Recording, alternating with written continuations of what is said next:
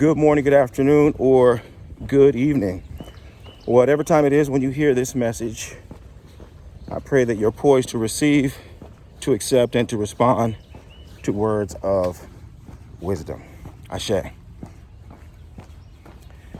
When I think about the influence of Orisha lifestyle on the present generation of African Americans, I realize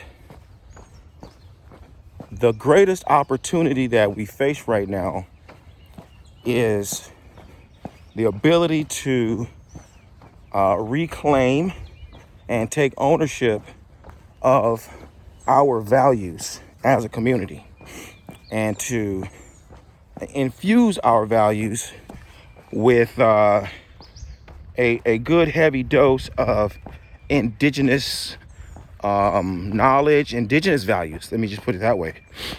And let me break it down for you so you know what I'm talking about. This morning, during our worship and devotion to Shango and Oya, Kabiesi, Shango revealed this really powerful dilemma between being virtuous and being good. Being virtuous and being successful. And the verse in question was addressing a situation wherein,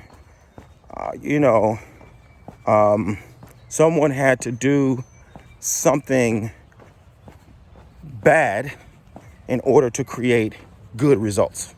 Someone had to do something that was not virtuous in order to accomplish their outcomes, the desired outcomes. And when I think about what that means, it reveals basically, on an individual level, everybody has their own internal conflict where you have to do something that you know isn't technically virtuous, but is necessary to create a desired outcome. And so, in a very simple way, every parent is going to have this situation, right? You got a child, they got a project due.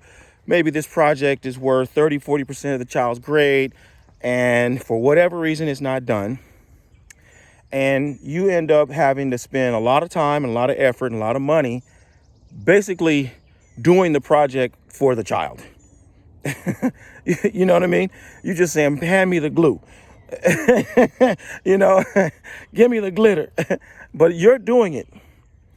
You know that ethically, morally, that's not right. That's not what's supposed to happen. This is Junior's assignment.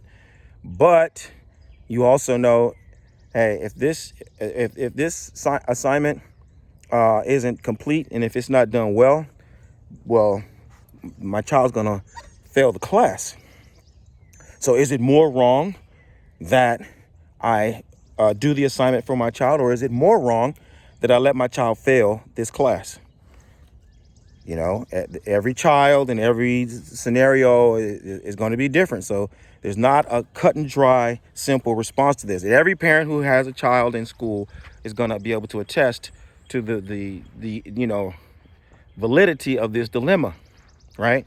And so you could just take that basic format and you can apply it in a variety of different areas of life. You're going to come to a point wherein you have this internal conflict. You got this contradictory set of values. What's really the right thing for me to do here? Now, for us, when I extrapolate that and I look at the African American community, the reason why this is particularly difficult is because we have these conflicting values that are exploited and manipulated, and they keep us in a holding pattern. Fundamentally, the problem with it is that it keeps us in a holding pattern at the bottom of the barrel. We're not able to progress largely because our value systems aren't congruent with one another. Let me give you an example of what I'm talking about. On one hand, you could be blue collar, right? You're a blue collar person. You're a secretary. You're a janitor. You're You know what I mean? You work for the park and recs. You know what I mean? You're a blue collar person. Maybe you're even a policeman or a fireman or something like that, right? These are blue collar jobs. Then you got white collar values. You're an executive. You're a professional, a dentist, a lawyer, etc. Okay, your knowledge, your work is primarily based on knowledge, not on your labor, right? White collar values could be different from blue collar values. They are different from blue collar values. Your parents could have been blue collar and they raised you in a white collar environment. So you've got two different sets of values that may or may not overlap with one another really well. You got street values. Somebody who may not really work at all, but they live by the code of the streets. You know, they're involved in either, let's say, extra legal activities, or you know, they're living off the state somehow, or you know what I mean. But they've got street values, and then within all of that, you got Christian values. Whether or not you were raised as a hardcore Christian, the overwhelming majority of African Americans are Christian, and you know, adhere to a Christian ethos, right? So right there, you've got a lot of variables. You got Christianity, you got your working class, you got whether or not how deeply involved you are in the system or not, you know, and then you've got this overreaching set of black values where people will start talking about, yeah, these are the things that will get your black card revoked. Things that you have to know, things that you have to understand, certain responses to the code that you've got to give. You know, the other day I saw on the Breakfast Club, they were you know, joking with what's this woman's name? Oh man, I can't. She's real conservative. I can't call her name. Candace, I want to say. Anyway, y'all will know who I'm talking about. Someone can put it in the comment section. But she's a real conservative young black woman, and they ask her, "What's the response to this statement?" You know, won't he do it or something like that? You know, God is good. You know, and she's like, she says, "Amen." Yeah. But the response is supposed to be, you know, every time. You know, won't he do it? You know, and the whole. Just the back and forth banter that we have is probably not canned the way they put it on the Breakfast Club, but you know, there's a back and forth. You know, someone says something to you, you know, there's a response. You know, and it's not the canned mainstream, you know, vanilla response. So these are things that you just have to know, or supposed to know, as a black person, as an African American. You follow what I'm saying? So, when you put all those different variables into the pot, you know, yeah, it's easy for us to be confused about taking a stance, right? What side of the how should I decide on this? Who is right in this instance? Who is wrong in that instance? What's the direction that we really ought to take, no matter what, based on, you know, the whatever the laws are that are governing us as a community? It's hard for us to say. It's hard for us to say. All of these are questions of splintered values. That's what we've got right now. By and large, African Americans have splintered values. What does this have to do with Orisha lifestyle? What this has to do with Orisha lifestyle is that Orisha is based upon indigenous African values. And the most consistent element, if you're working class or you're white collar, if you're from the street, if you've been raised in the church or you've been brought up in the nation, you've got those underlying black values.